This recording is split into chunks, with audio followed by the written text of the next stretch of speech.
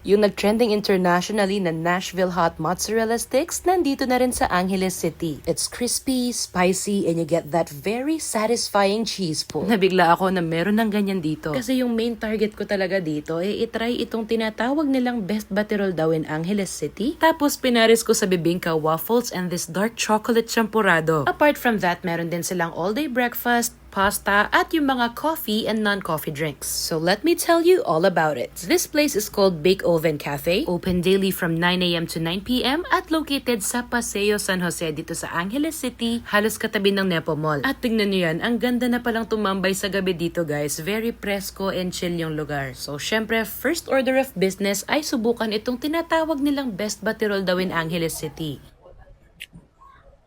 Dark chocolate siya, sarap. It's very chocolatey and rich, hindi oily at hindi rin sobrang tamis. In fairness, masarap talaga siya at perfect match dito sa bibingka waffles. Isunod natin itong dark chocolate na champurado. Ay, naku, ang sarap naman ito.